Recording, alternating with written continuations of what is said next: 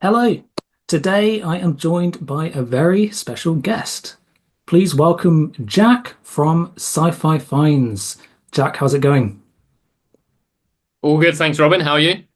I'm very well, thank you. So I invited Jack to join me today uh, to talk about a Robert Silverberg book that we read together just recently. That is The World Inside. We both have the same edition by the looks of it. This is the hmm Panther UK paperback. Yeah.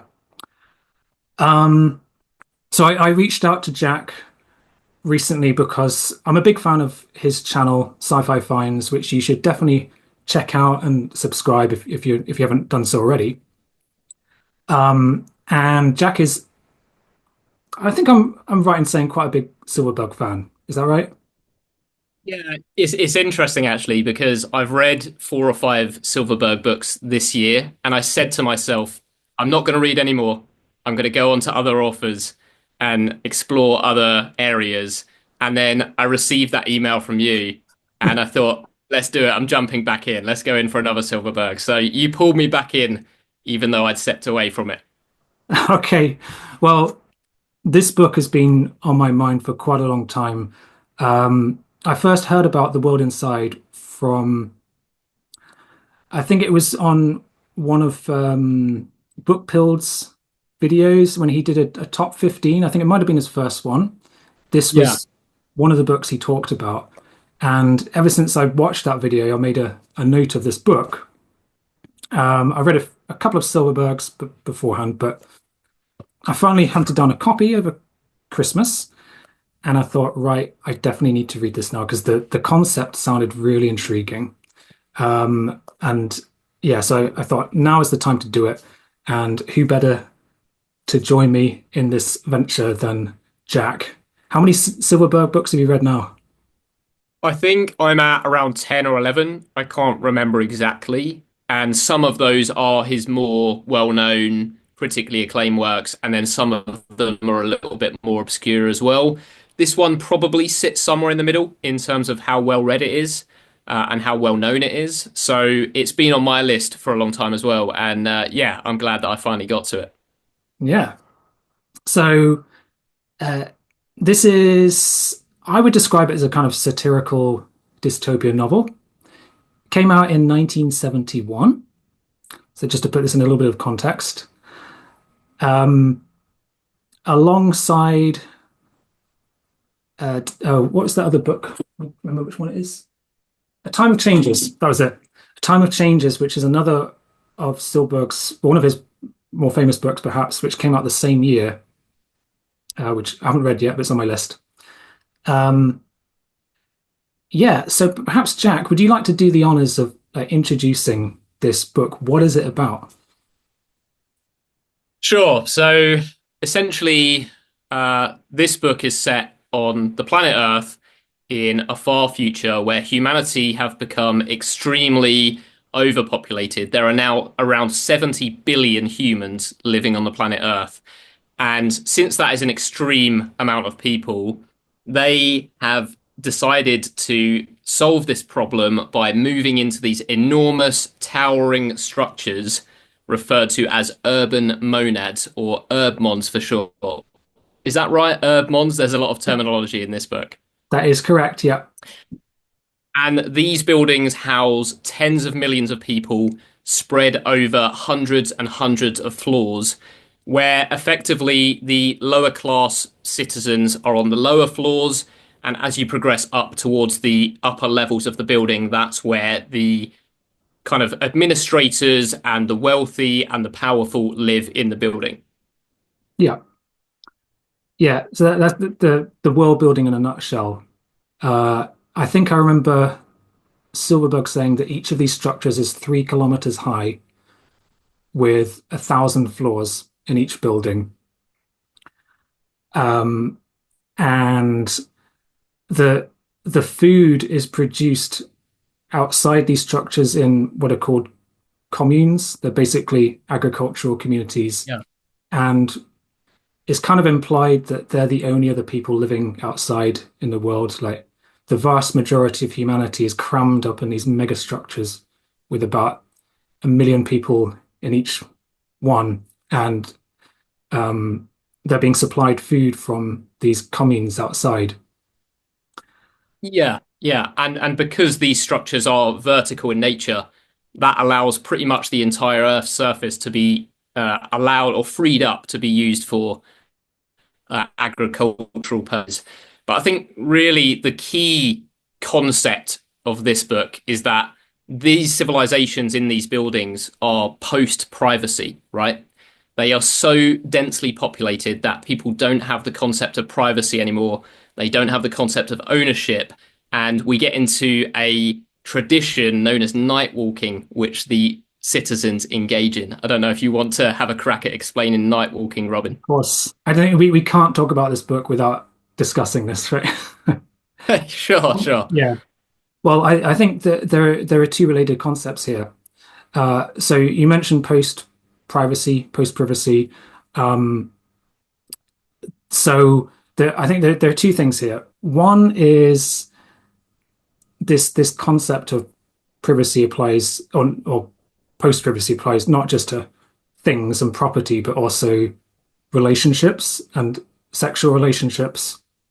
And um, there's no concept of adultery or monogamy in the society. And in fact, it's an extremely sexually promiscuous society.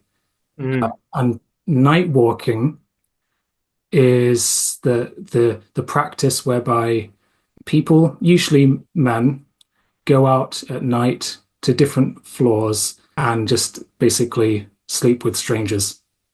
So they just enter other people's homes and have sex with other women.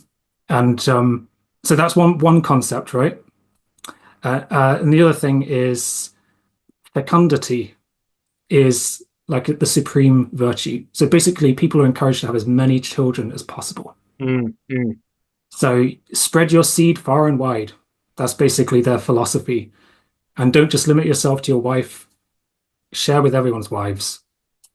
Uh, Yeah, and actually, it's frowned upon to refuse this. You know, if someone makes a sexual advance towards you or your partner, you basically have to just accept that, and that um, sort of push for breeding as much as possible and generating as many humans as possible is really the key driver of that social structure. And people that don't conform to this social structure are referred to as flippos. And if you've gone flippo and you're considered a flippo, then you're punished quite severely, right? yes. Well, I think they're basically two courses of action that the Flippo might take. So, on the one hand, they might be taken to some kind of therapy, which is kind of not entirely clear what that involves in their culture, but it kind of suggests it's some kind of mind conditioning, brainwashing. It's probably the word. So, Yeah, they refer to that in the book as the moral engineers. You know, yes, you'll be sent to the moral engineers. yeah. And actually, it's got a little bit of a sinister tone and a sinister feeling to it, I Oh, found. absolutely. Yeah, yeah. There's a good example. And early on in the book, one of the characters is this young girl who gets chosen, she and her husband, to emigrate to a newly constructed Urbmont. I think it's called Urbmont 158 or something. And it's basically they're chosen through a lot because I think they're a childless couple. And anyway, they need to move some citizens to the new mega building. But in her case, she really, really doesn't want to go, and she's desperate to stay. Um, and ultimately, I don't think it's really a major spoiler to say she gets sent to the, what are they called again? I've already forgotten. The moral is Yeah, moral engineers. Yeah. So she gets sent to them, and then she comes back a new woman, right? And happily walks to her her new destination. Um, so that's one possible fate, is you might be brainwashed. The other is you get sent down a chute to Yeah, yeah, basically that's the ultimate solution for a social misfit that can't adjust. Those who are deemed uh, irredeemable, they get sent down the chute to these combustion chambers at the bottom of the building, and that's how they deal with people who can't adjust, really. yeah. The chute is like this enormous shaft that runs for the entire length of the building, all the way down to the incinerators. And actually, the flippos that are sent down the chute go some way towards powering the building systems. So there is this whole concept of recycling everything as well. And that doesn't just go for human bodies in the case of the flippos, but it also goes for human waste products as well. Yes. Um, they managed to create sort of an almost entirely closed system within this building. Of course, they're still reliant on the outside to provide food, and there is a kind of complicated network whereby the farmers provide the food.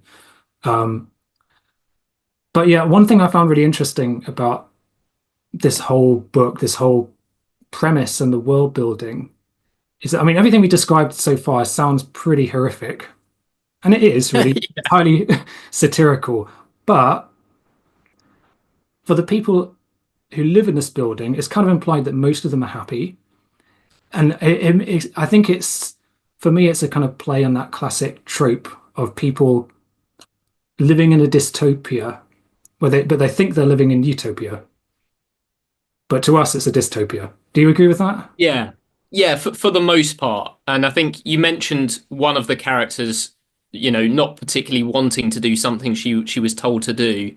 And maybe we should talk about the structure of the plot a little bit because there is no real main plot line, right? This is sort of told as a series of vignettes where you get all of these different character perspectives level building, and they are all experiencing a different element of this civilization and this society. And some of those characters are starting to have second thoughts about the nature of their world, their civilization, potentially looking outside and thinking that the grass might be greener where there actually is grass.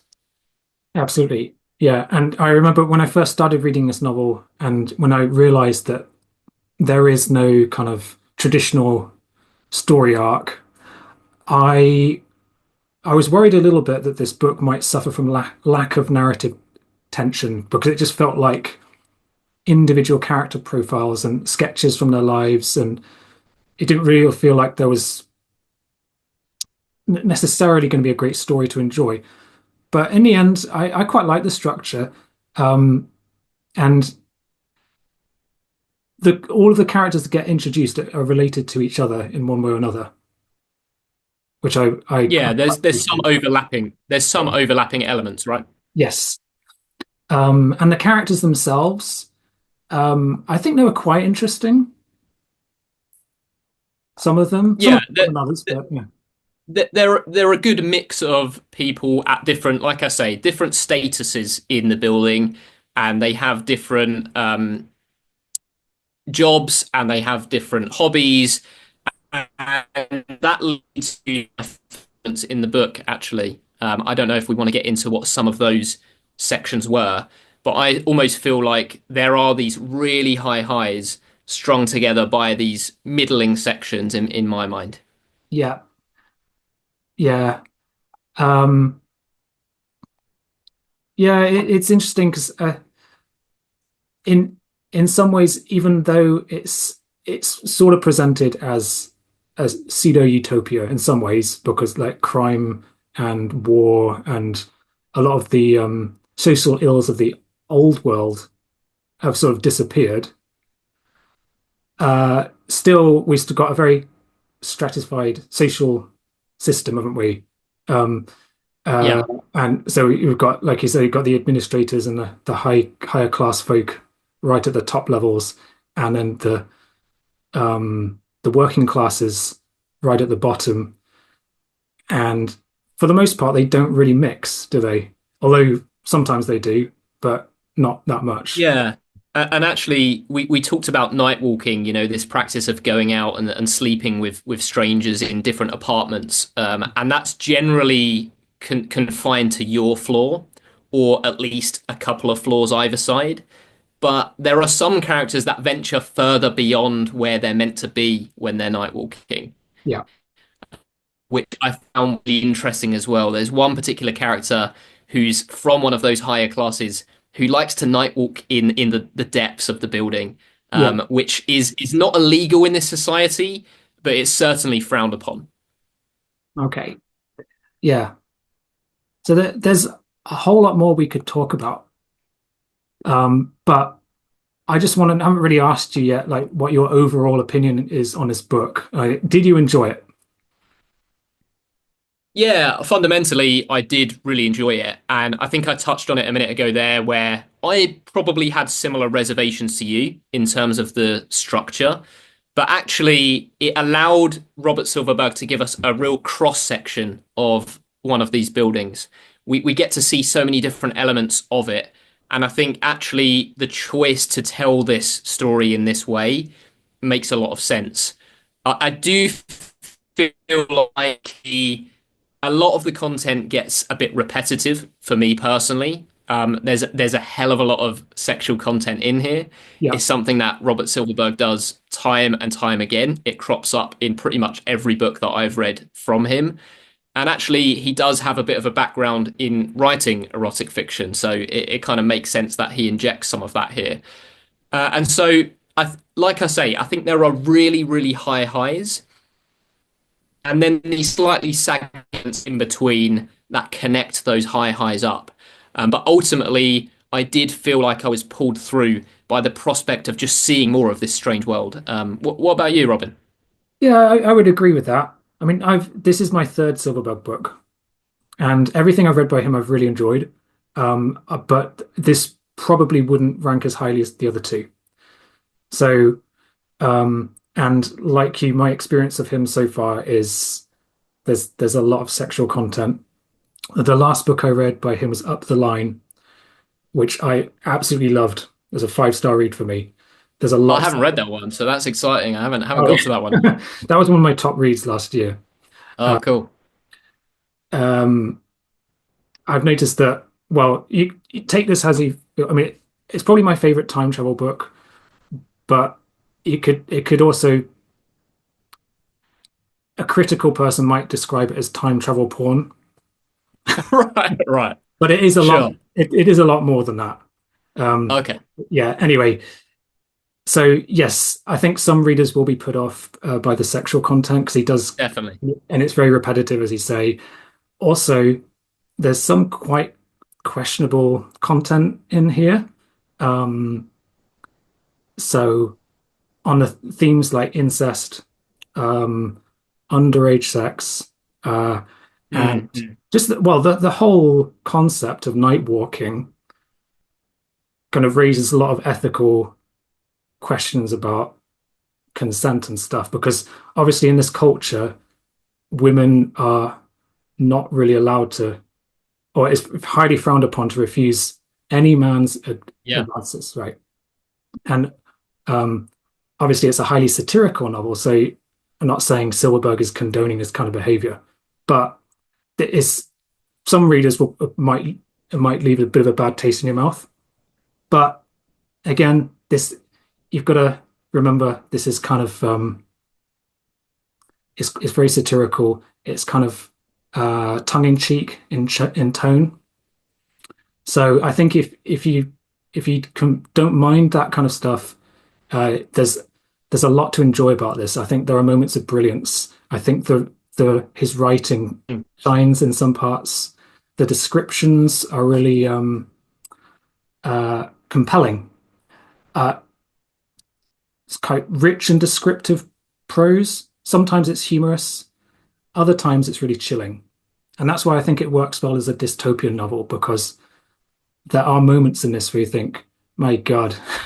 And but the thing is, it's also believable in a way. I can Yeah. kind of imagine this society really Yeah. existing.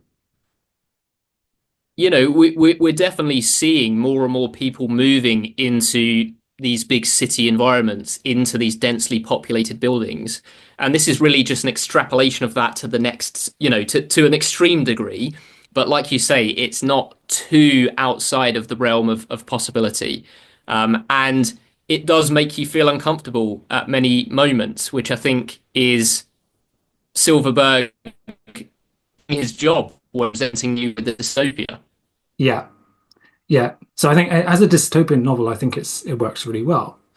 Um, and one thing that I quite like about Silverberg's writing in this novel is you may have heard of this concept of cognitive estrangement, which is sometimes talked about in literary theory, especially in science Sure. fiction, right? Um, and I think he achieves this really well because he introduces so many um, terms and concepts in this novel, which are clearly science fictional, but they don't really get explained, or at least often they don't. Sometimes they do, but often it's just kind of you have to kind of read between the lines or make a guess at what something means.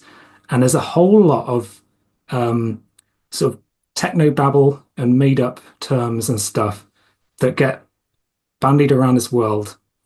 And I started making a list of them, right? Because I found some of these words, these terms really intriguing. So I thought I'd mention a few here, and perhaps there's a kind of little game. Jack can either guess what it is or explain what it is. We won't. We'll try to avoid spoilers here, but a couple we've already mentioned. We talked about the moral engineers, which is Yep. quite a creepy term in itself, isn't it? Yeah, definitely, definitely. The Herbmons. So I've got a few, and night walking. We've talked about all of those concepts already. Yeah. So one term that I kept on reading and thinking, what the hell is that? Is maintenance slot. Does that mean anything to you? Yeah, I do recall that pop time and again, and I'm not sure I ever really associated it with anything in particular. Did you have a certain idea in mind Yeah. about what that was? So they always say they put the baby in the maintenance slot. So obviously, as I've mentioned before, and I can't you can't really overemphasize this point, but people are encouraged to have as many children as possible. Just Mm, keep on mm. breeding. Just keep breeding until you die. There's no limit to the amount of children you can have. Um, Yeah. so there are like children everywhere, and but at the same time, like as a parent, you can just it, put your baby in the maintenance slot. It's never explained what that is or what that means. But then I think they did say that you could like the parents just they put that baby in the maintenance slot and then they walked off or they left the home or something. So it's kind of an So it's probably some sort of mechanical crash, or yeah, is that where your I mind's think going with? so. Yeah, I think Silverberg leaves it up to your imagination what exactly that is or how it works or what it does. But um, another one I found was somatic fulfillment hall. You know what? I'll be honest with you, Robin. I don't even remember that one. So You know, that's yeah. no, Well, no, no. I wrote it down, but I can't remember what the context was now. But I did see that term a few times. But obviously, it's Repeat that one for me. a somatic fulfillment hall. Yeah, I'm not sure. I do recall a very vivid section where a musician performs this orchestral show, and Yeah. I'm wondering if it fits into Um, that in some way. I don't, I can't remember if it's in that section, but that passage you're talking about had a few terms of its own. Like they had all these Yeah. made up instruments, like the Vibrastar was one of them. I can't remember what the others are. Uh, Yeah. So the Vibrastar. So this musician is part of this orchestra, and the Vibrastar is one of the instruments that they use, where they essentially conduct these holographic constellations and planets and present them in this sort of amphitheater to an audience, a massive audience. Yeah. And it will simultaneously display these holographic, star systems while also playing really moving music. And that was one of my favorite sections in the entire book. Yes. And you know what? In a way, it reminds me of the Visi Sona in the Foundation series by Asimov. Like Right, right. an instrument that you can play that also creates visual images and makes the audience kind of hallucinate. Mm, mm. Um, there is also a type of drug called the multiplexer, which is, I think it's some kind of psychedelic drug, Yeah. but it's not, it doesn't just create hallucinations. It goes a lot deeper than that, doesn't it? Yeah, that's probably my favorite section in the entire book. Oh, really? This character takes this substance called multiplexer, and again, Silverberg is constantly using mind-altering substances in his work. In this one, it seems to allow the user to tap into the consciousness of all the other residents in this building, bearing in mind that is millions or tens of millions of people, and experience this collective consciousness, almost become part of the structure, part of the building itself, and hone in on individual perspectives and experience their emotions, their visions, their hopes and dreams. And it's again this incredibly well written section that pops up through the use of this multiplexer substance. What did you think of that whole sequence? Yeah, I agree. It seems to be like like mass telepathy, wasn't it? It's like Sure, sure. I think when he takes the drug, at first he starts to tap into the minds of people close by him, and then it gradually expands to other floors, and then it starts to expand across the whole massive building until he suddenly is in tune with every living being inside the building. Yeah. I've got a whole load of these terms here. Flippo, which we talked about. I love that term. Yeah, flippo's good. It's just like something's flipped in your mind. Yeah. You're a flippo. Um, one of the very first words we get introduced to when we get introduced to the first character, and we learn that his job is a socio-computator. And I'm still trying to figure out what that actually means. Yeah, because he is essentially escorting a visitor from a human colony on Venus, I think, right? That's And right. and showing them how these Earthmons function. And it seems like he's in a really highly respected position as a socio-computator or whatever whatever you just said. Yeah. Um, that's true. I think so. He Silverberg introduces this character in chapter one, and I think it's kind of probably as a device to introduce the basic structure of the society by bringing along someone from another planet. uh, so yeah, what else? So the copulatorium, you can probably guess what that means. Yeah, do we need to go into that one, Robin? No. We'll leave that to the minds of the viewers. um, polyrhythm class, the polyrhythm class, I image bath, whirlpool tumbler, and poly mirror. These are some of the other terms that I wrote down. We don't need to go through all of those, but that just gives you a taste of the kind of words that get bandied about in this world. Yeah, and actually, like you say, he only really touches on some of these things and doesn't go into too much detail on them. And there's this whole reference to these hormonal drugs that will allow people to shape how other people view them or feel about them. And I think that only pops up once in the entire book and is never Yeah. mentioned again. So that's the sort of thing that Robert Silverberg is doing here. Yes, he's giving you a very detailed look at this building, but he's also just showing you things that are just out of view and leaving them up to your imagination, which is um, quite a satisfying reading experience, I find. But it does mean that you need to do a little tiny bit more work in terms of reading this with a bit more of an open mind. Yeah. Now, I was going to ask you, do you have any favorite sections from the book? But you've kind of answered that already. I think for me personally, perhaps my favorite part of the book is later on in the book, we do have a chapter in which one character is compelled to actually leave the building, and he does so. I won't spoil what happens, but he goes to the outside world. And obviously, this is pretty much unheard of. He's gone flippo, but he is really wants to see what life is like outside. And this is one of the longer chapters. And then Mm, you mm. get introduced to another society, another way of life, i.e., the farming communes, which we've mentioned already.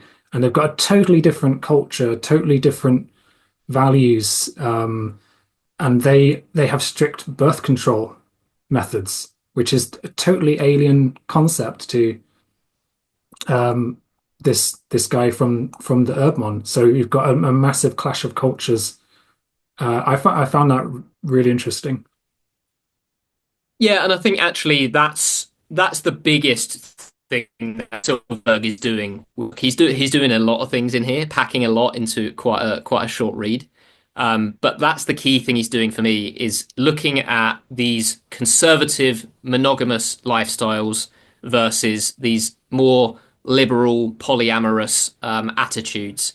And actually, that comes through in a number of different ways. And that's the clearest example of it, I think. These rural farming communities versus these massive, sprawling urban. Yeah. Yeah. So overall, I really enjoyed this novel. I don't think it's necessarily Silverberg's finest work, but I don't regret reading it. And I think it's a really clever piece of dystopian, satirical world building, plenty of food for thought, some moments of brilliance, which we've touched upon, some great examples of Silverberg's amazing prose. Um, but there are perhaps a few issues, and this won't be a book that everyone will appreciate. I think we both agree on that point, right? Yeah, definitely. I've read a little bit more Silverberg than you have, but even in my own ranking, this would be somewhere down there. I think probably in the middle of that list if I were to do one. So no, I did really like it overall, even though it's definitely not my favorite Silverberg. But what I'm finding with him is that even in his books that I don't love, there's always something for me to chew on.